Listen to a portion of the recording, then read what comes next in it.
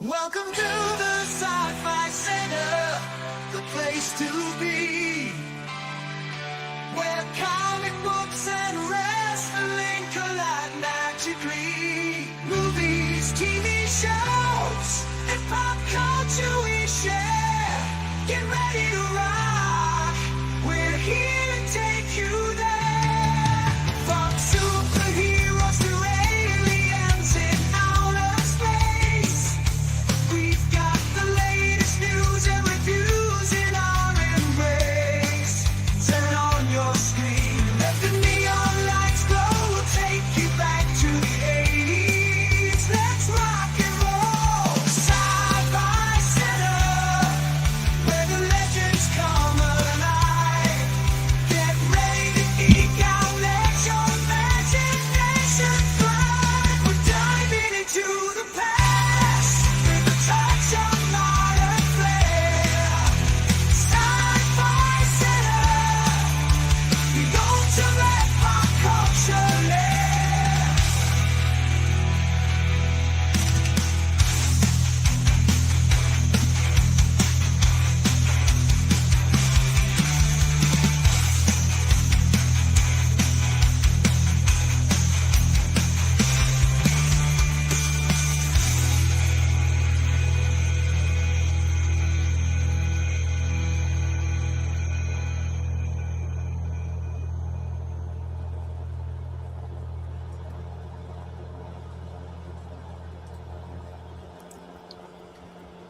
Happy what's left of Thursday. Sorry I'm late. It's been a wild, rough week. Rough, not in a bad way, hopefully. Fingers crossed. Got some things that we're working on for the brick and mortar, what I call retail realities. I got Rocky Horror tomorrow night too, but that's going to be of all the things I've had to get done this week, that's going to be probably the most fun I'll have this week, hopefully. And then, some customers here and there. But welcome to Thursday Night Live. This is our weekly Thursday night romp around pop culture. Unfortunately, as you saw in those two pictures, one of those pictures is of Eric Dane. Now, I've never watched Grey's Anatomy, and that's what he was most famous for. I'm pretty sure, without bringing up his list of names, that I've happened to across him somewhere. But I had seen his I'd seen his plight, I'd seen his struggle, I'd seen the interviews and everything else when he, last year when he first announced that he had ALS. Now, the other name that I brought up there was Kenneth Mitchell. And for those of you who watch Star Trek, especially newer Star Trek, you'll know that he was the wheelchair-bound actor that played in a couple episodes of Discovery, and that's how I found him. Now, he passed away a year ago. Next week would be the year anniversary, but I don't think I was on the air at that particular time for whatever reason. But the reason I brought his name up is because both of those men had their lives cut short with ALS. Lou Gehrig's disease. Both of them. Kenneth Mitchell was 50. And Eric Dane was 50, 53, 54. That's too young. That is too young. Now, a while back, people had a lot of fun with the Ice Bucket Challenge. And, people were like, oh, why don't you just donate the money? Why do you got to do the stunt? I think the stunt was important because it got people talking about it. And like I say, with any disease, any disease, whether it's mental, physical, the research is what gets you there. I could always bring up AIDS. I always bring up HIV. When I was growing up as a kid, you got AIDS. You got HIV before you even got ARC, age-related complex. You were putting your will together. The Grim Reaper was riding shotgun with you. If you got it, you were gone. That was it.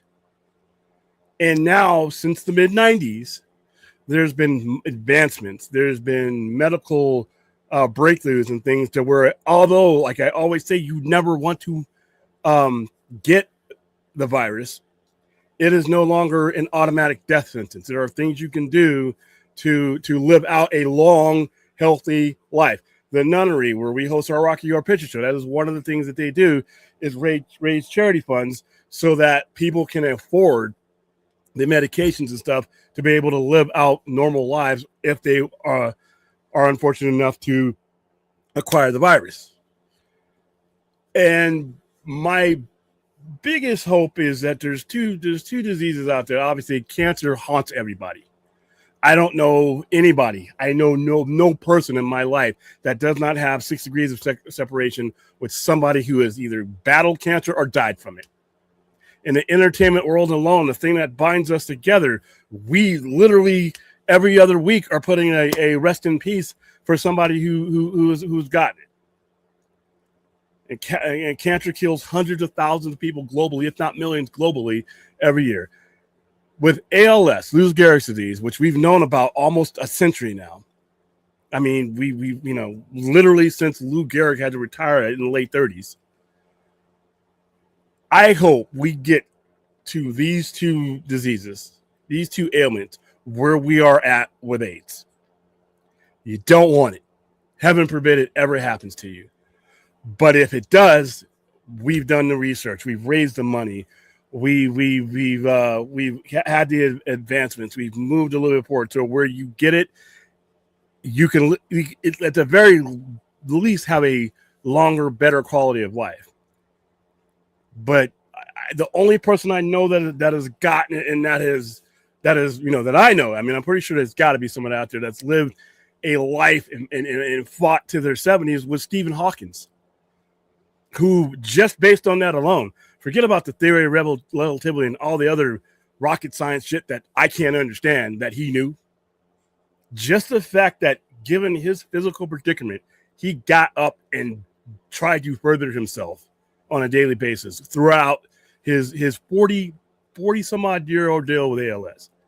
But yeah, two gentlemen that, like I said, don't watch Grey's Anatomy, but I knew of that person. But 53 years old and 50 years old. So bring back the ice bucket challenge. Bring back whatever fucking challenge we need to do to get us there with that disease, because it is debilitating. It breaks you down. The only other thing I've seen that is more devastating in that pace is dementia and Alzheimer's. And I'm pretty sure there's a lot of us who've had have relatives or have friends that have been afflicted with that, or have known somebody in your circles that has been afflicted with one of these things. So yeah, I hope we get to a place where we can look back on this and say, remember when you got that and man, you didn't make it past a couple of years, and now we got people living in their 80s and 90s with a better quality of life. So I back in the late 80s and early 90s, when if you would have told me that somebody with HIV would be living in an indefinite lifespan, I'd have been like, what? Because everybody was dying from it. It was like 25,000 people in 1 year alone. And then it jumped, and then famous people, and you couldn't avoid the conversation anymore. So ALS does not have that stigma, but I with the advances we have in medicine, I hope I am alive to see these things be taken care of, because it's tough seeing people go through it, seeing somebody start out in the prime of their lives, and once they're afflicted with that, seeing what it does to them. It fucking sucks. So rest in peace, both of those gentlemen. Even though they died a year apart, I hope I can bring up the list of names of people whose lives were studied and everything else, and we got to the point, because there's got to be a breakthrough out there somewhere. There's got to be a breakthrough out there. All right, well, let's get on to some happier things. The fact that I hope all the rest of us are alive and in good health. Duckman, what's going on? From duck to kangaroo, koala, how are you doing? The legend come alive. Huh? Yeah, I don't consider myself a legend, but hey, Bell, what's going on? Hey, long time no see. Diving into the brief pass. It's gonna be an hour tonight. Cool. I will see you tomorrow, or today. Actually, it's 12. It's that we are now in Friday, the 20th. Yeah, like I said, and it's tragic that I only know of this man through his struggle. That kind of, I mean, I can't control how I found out about him, but I listen. Everybody who's afflicted with this, you're in a fight that I can't imagine. and you have my utmost respect. And I hope some way we can do something with this show to where we can support research. Who knows? We hopefully I have time to do that. And a super chat from Rational Skeptic. SAG negotiations began on February 9th this year. If they don't reach a deal and decide to strike production for the Batman Part 2, the Batman Part 2, there's a lot of things that are going to be delayed. You're going to have all kinds of stuff delayed. You're going to have MCU stuff delayed, DCU delayed, across the board. Unfortunately, I don't know if there's a way around this. I think there are just certain issues that have to be dealt with that we're just going to have to deal with. And the strike may be the tool that is used on that one. So I hope I'm wrong. But given some of the issues that we have to tackle when it comes to IPs, liabilities, AI, all the stuff that they didn't completely overcome the last strike, I think we're due for another one, unfortunately. But thank you for the $5 super chat, man. Okie dokie. Where was I? He was great in Euphoria. I guess he finished all the scenes. Okay. And I watched Euphoria. Well, I watched a little bit of Euphoria. Euphoria, I can't watch anymore. That show, I feel like I gotta hose myself off after watching that show. I mean, all this, that's like the sleaziest show I've ever watched. Cancer is an old age disease, but yeah, some people get it a lot earlier as well. I mean, yeah.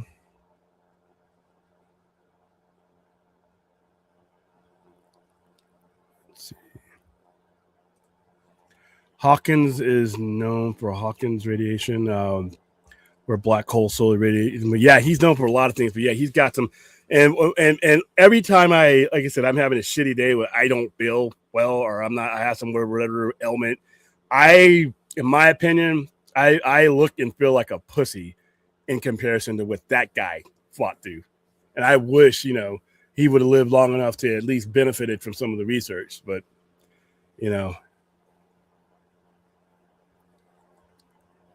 money won't cure it, wisdom will. Well, like I said, the research is expensive. The doctors need to, these people need to be able to dedicate their lives to this. So yeah, it's both. I'd say both.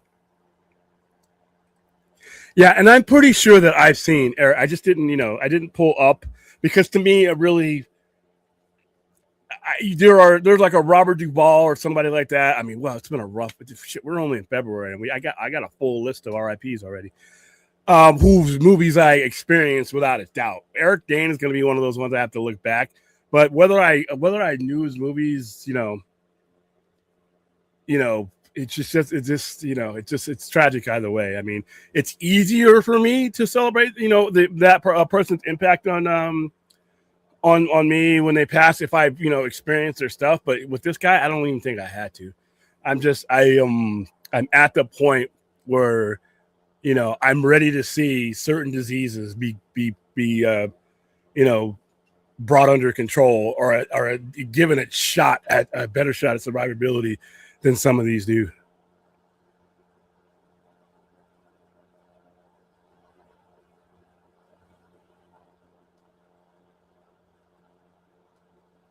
A lot would disagree with what, Bell? Oh, that's how they make their money to keep you sick, not cured.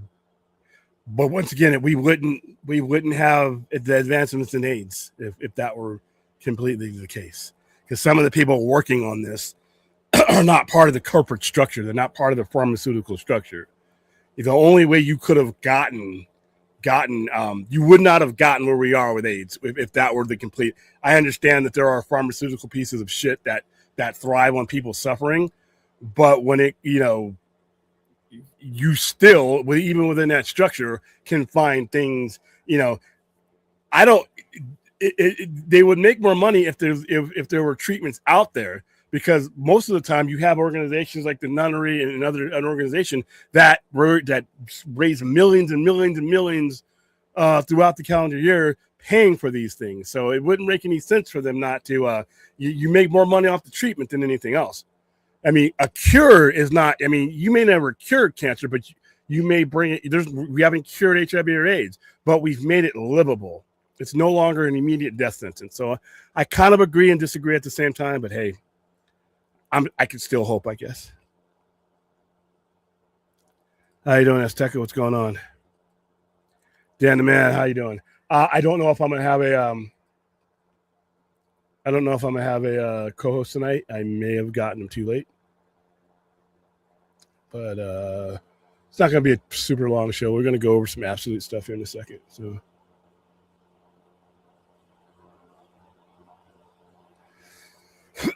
I don't unleash that part of me over here. That's the only part of YouTube at my live stream. But what, F-bombs?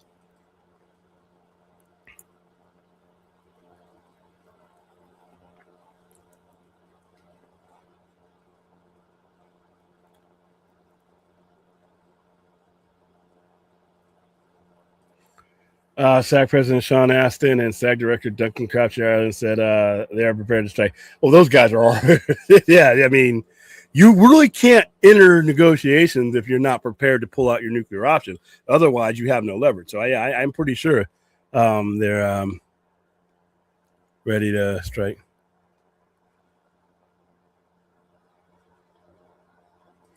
Yeah, everything does stuck every now and then. Mm-hmm.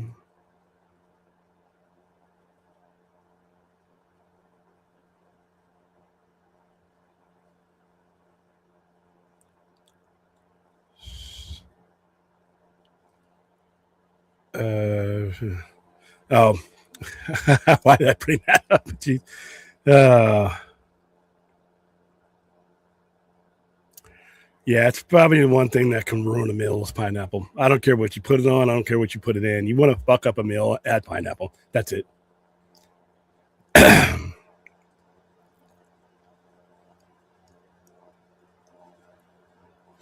Yeah, but even if we're going on the conspiracy theory of greed, you have to it's not even a cure because some of these things you may never cure. But the treatment itself, if you're greedy, if everybody believes that we'll never come up with anything because they don't make any money, you make more money off the treatment because the treatment AIDS. If you're inflicted with AIDS or HIV, you may have to take medication for the rest of your life. So there's a greed aspect there too.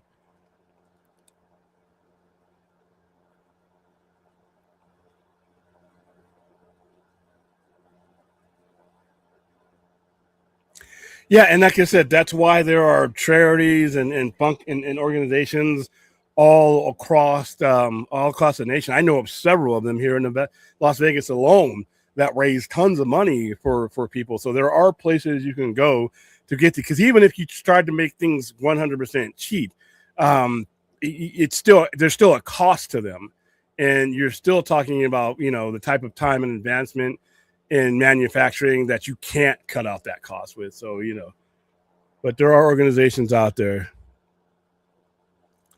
Rational, thank you for the $5 super chat. If they do strike and it lasts around a year, that would screw over Supergirl, Spider-Man. They had to screw over everything. And then here you go with Dune again. That would suck for Dune because that would be like the second time in a row that they could get screwed out of Oscars. Fuck it. Release it.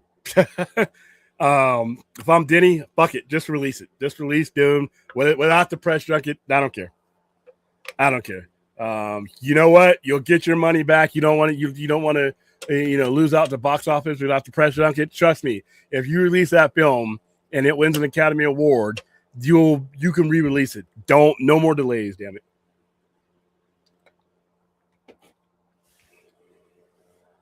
Thank you for the support, though, Rational.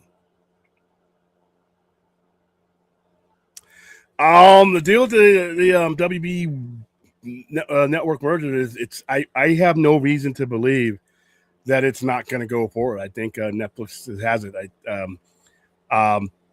Nobody on the WB or Netflix side seems to be all that moved by David Ellison's latest moves. They're just basically giving him due diligence to say, here's your rope, do whatever. We're voting on this date.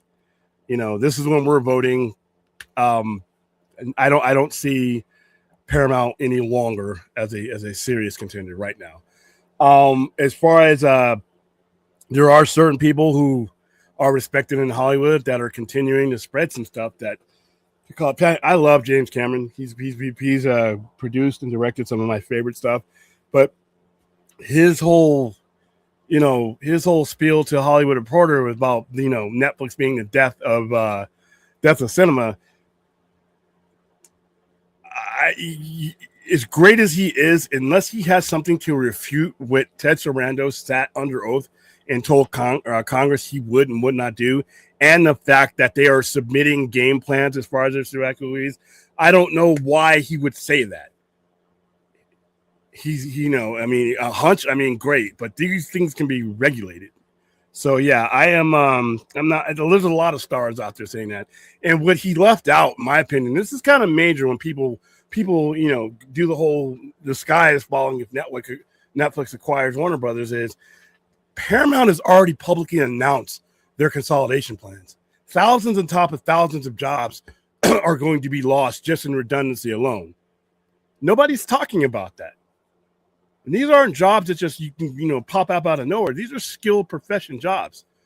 Anywhere up to 6,000 to 10,000 jobs alone, just from the beginning of their consolidation, because you have overlapping needs.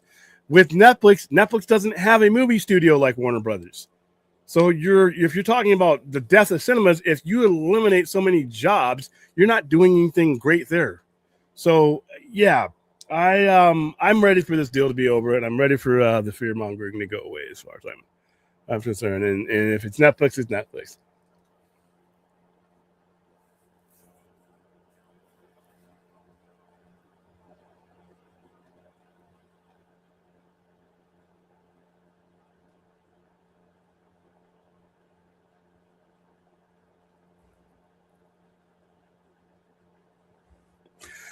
Once again, what are you basing that on? How would that be?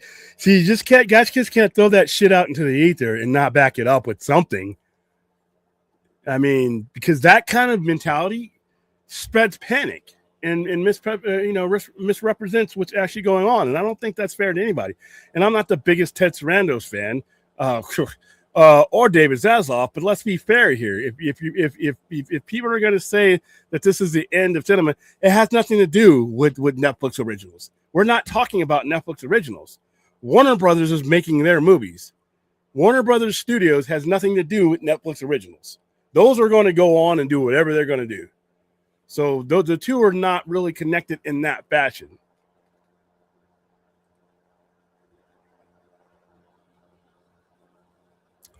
Ooh, damn, man, this sounds like some rocket science shit here. Hold on for a second. Yeah, it doesn't look like we're gonna have a co-host, so it'll just be me. William, do I believe in predictive programming, meaning movies and television will show you an event before it happens to get you acclimated to be? Not really. The imagination is not too far away from real life to begin with. You just have to have the people who think these things out and then they end up happening sometimes. A lot of times it's a failure of imagination for the rest of us not to. So, yeah, I don't, to answer the question.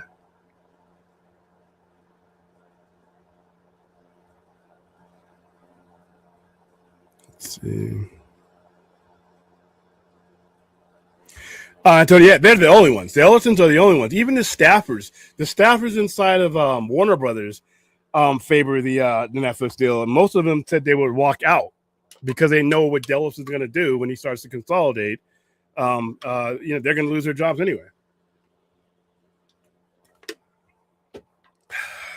So yeah, I 100% agree.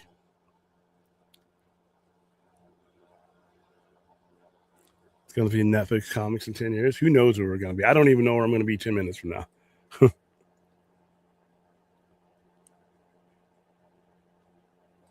I am not familiar with his views on AI and actors. I have not heard what he had to say. Okay, guys. So first up, and I am going to Gizmodo and Cheryl Edie. I am using your article, so I'm giving you credit because I'm too lazy to write my own article because I'm just not the kind of guy. All right. Absolute Green Arrow. a horror-filled billionaire killer. DC's Absolute Universe expands with the series following Green Arrow and Catwoman, plus the first ever Absolute event miniseries, which is something we're going to cover this Saturday. You can't keep Oliver Queen down, at least as far as DC's Absolute Universe is concerned, or can you? Despite the character's murder in last year's one-shot Absolute Evil, the Green Arrow will make his grand debut in a terrifying makeover in the new series Absolute Green Arrow. It's currently unknown if the masked figure starring in Pornsock. Wow, dude. Okay, I'm gonna try this name, and if you're watching Pornsock, I'm sorry if I butchered it. Pornsock Piché-Chote. Pornsock Piché-Chote. I'm sorry. And Raphael Albuquerque. That one was easy.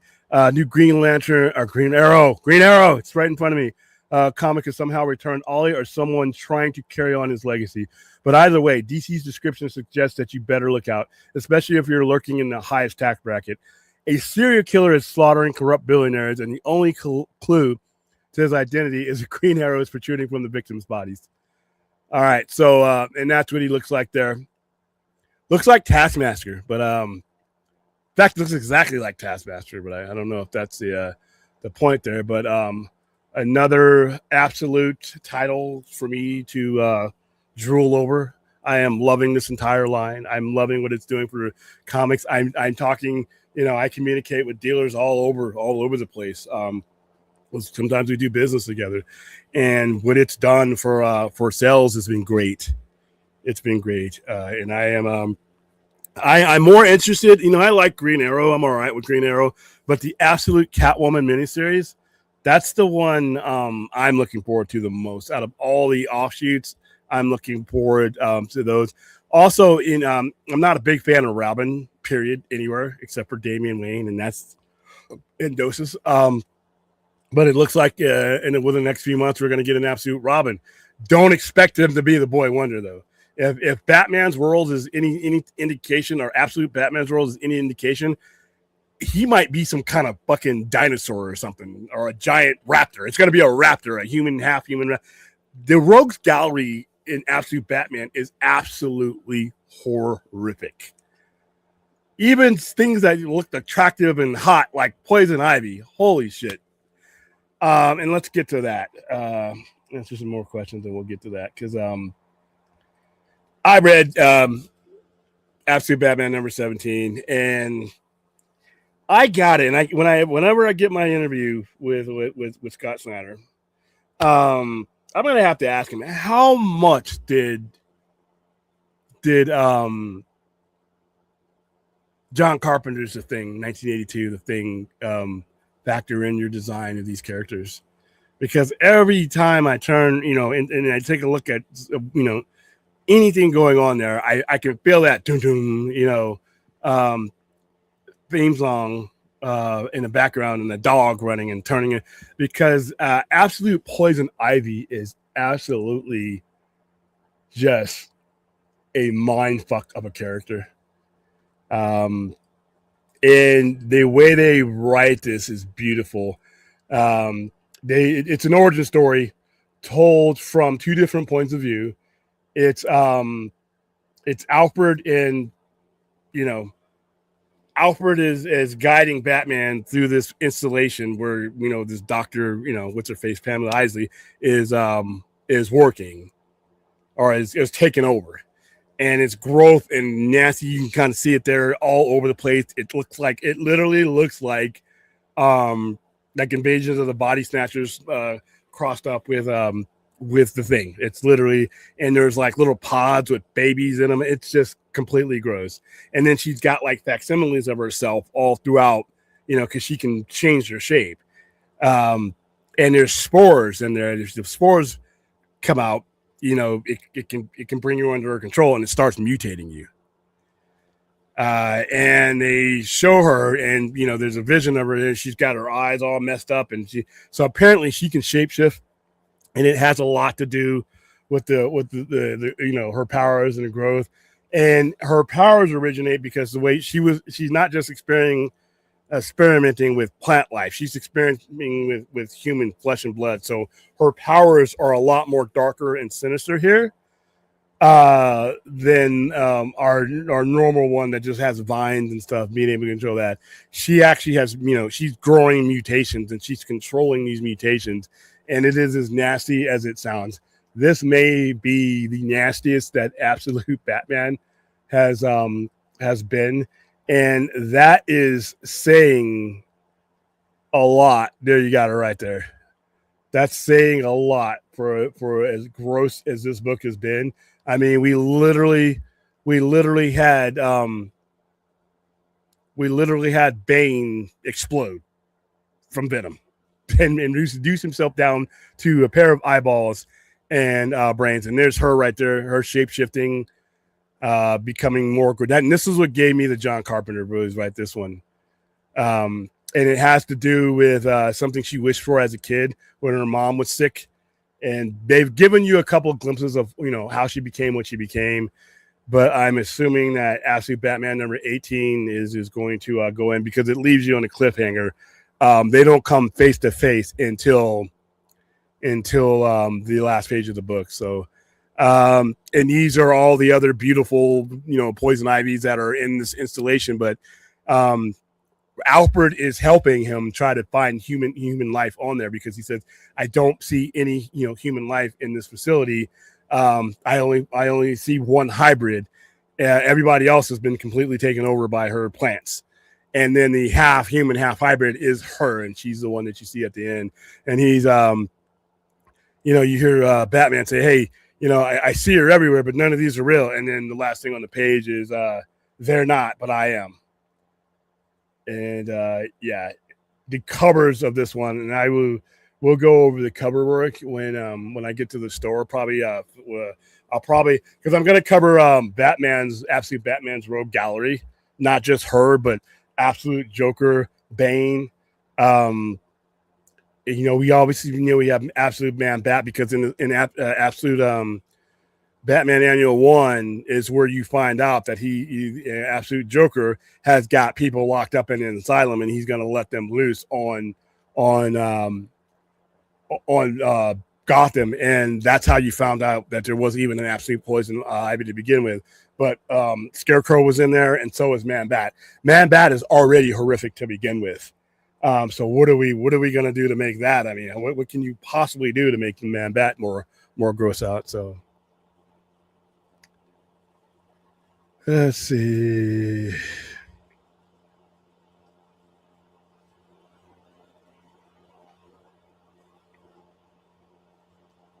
I'm skipping all the Jeffrey E. stuff for obvious reasons, guys.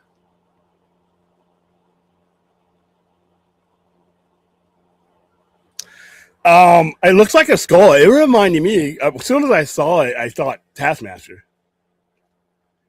Yeah, as soon as I saw it, did I already get rid of it?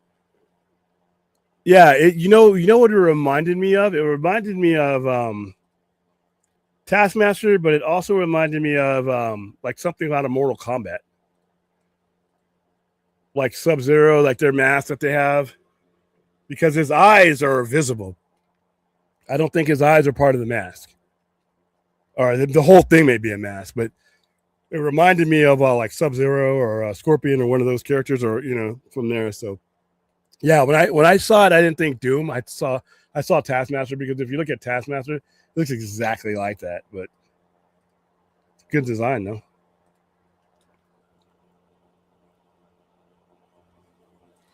No, I have not. I just didn't have the time, and even though it's a good series, it's a quality series, I was not intrigued and as drawn to Night of the Seven Kingdoms as I have been with House of the Dragon and Game of Thrones. I'm not even sure, because we may do, I don't know. I got to think, because we didn't do live watch parties. I mean, I did my own live watch parties at the center for House of the Dragon seasons 1, season 2, and Game of Thrones. We did watch parties every week for the entirety of that show. Oh boy, do I miss those. So I got to decide what I want to do when it comes to House of Dragon. But no, we're not doing and it's only one more episode yet. But yeah, I just didn't feel drawn enough to Night of the Seven Kingdoms to do one.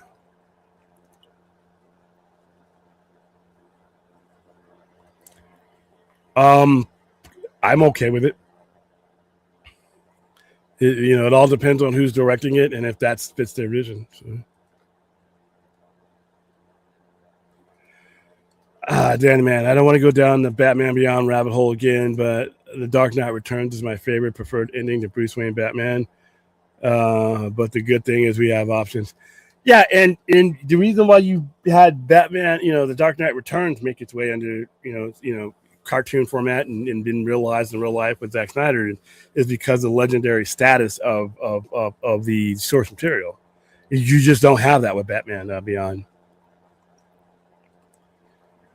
He burning, so I don't care. I've been hearing a lot about it. I don't like to get into that mood, so I skip it. Okay, I don't know.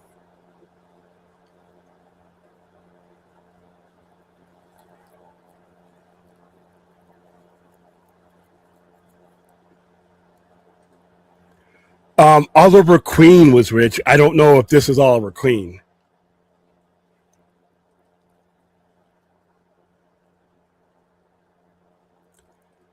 Is there going to be an absolute Poison Ivy and Green? If there's going to be an absolute Poison Ivy and Green Arrow, are we getting an absolute Cyborg or Batwoman? I don't know.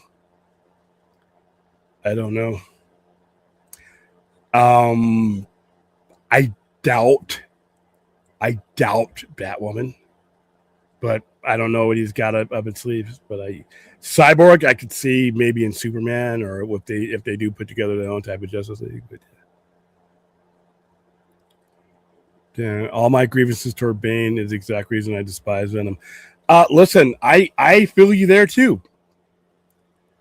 See, in Venom, unlike for me, Bane, I've never been interested in Bane, the regular DC Bane. Never. I just thought I saw it as a gimmick, just like I saw Doomsday and Death of Superman as a gimmick, and I never really appreciated those things.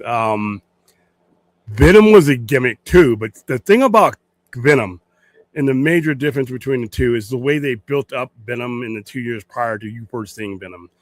The first time you knew there was a Venom out, you didn't even know he was Venom. You didn't know who he was. The way this started is Web of Spider-Man 18. There is a character, Peter Parker, is standing at the subway, and somebody sneaks up behind him, and you see the hand, and he pushes him in front of the train. Now, he escapes because it's Peter Parker and he's Spider-Man. But the key thing that started the whole Venom thing was that Peter's spider sense did not catch it. And there was a couple of other things over the, I think, a couple of years. And it was beginning of like the end of 87 and going all the way into 88, because at the end of 1988 is when Venom was introduced, when you first saw him. And everybody was trying to figure out, because he would appear just like a hand or something. He was toying with Peter Parker because Peter couldn't sense him, and he was getting away. And finally, you started seeing back pages of a person looking at articles and stuff. And then in Amazing Spider-Man 298 is where you first see Venom's hand, and that's where you realize it's the symbiote, because Venom, Eddie Brock, at the time we didn't know who he was, is got these articles on the wall about Spider-Man, and then you see the symbiote costume hand come out, and you know it's a black costume.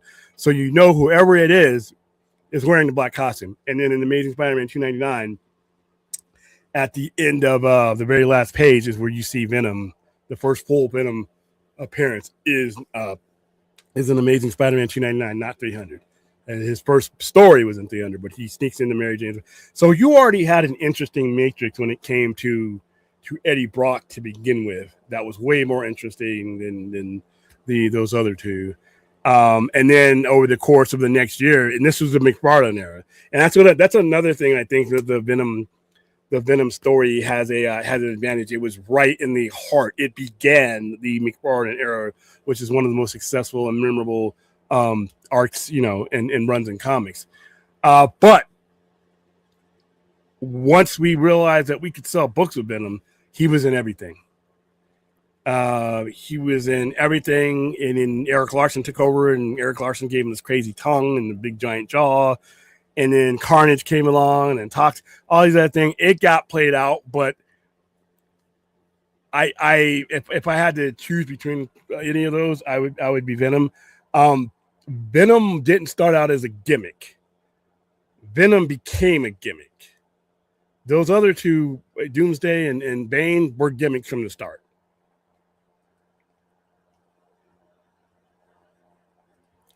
William, are you trying to grow the channel? You pass on a lot of algorithm opportunities. People are loving.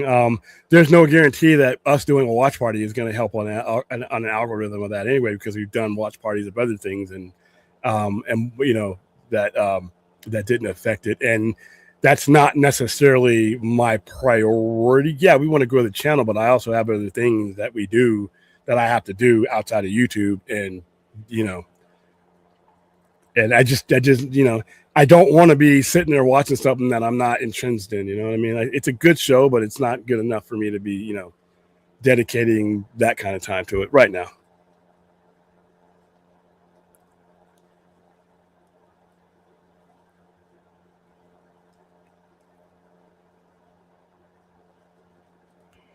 Like I said, the basis of Venom wasn't a gimmick. It was actually a story that they took time with. The other two were gimmicks just to get the outsiders to buy comic books.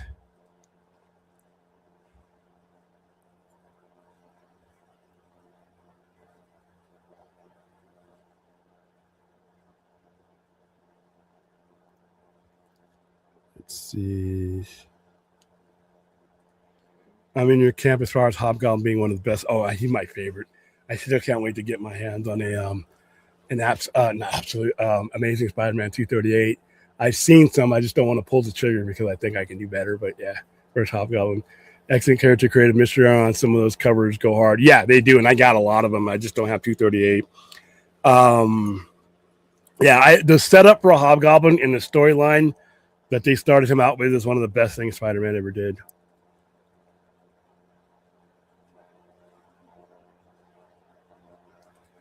Dan, man, it's true, William. I feel like so many people today forget the origin and of the similitude, or that Spidey wore it for quite a while before Venom. Yeah, he wore it for about 4 years. He got it in the end of 1984, and he stopped wearing it in 1988, the beginning of 1988. So it's about 4 years.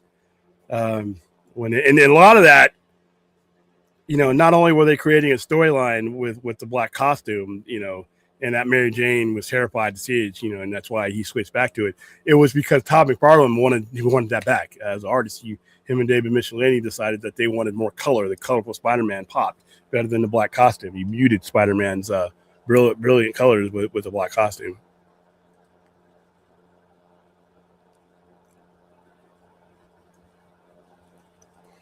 I don't know, man. I want it sooner than later. So, all right, guys, that's it for tonight. Pretty short show. I will be back on the air.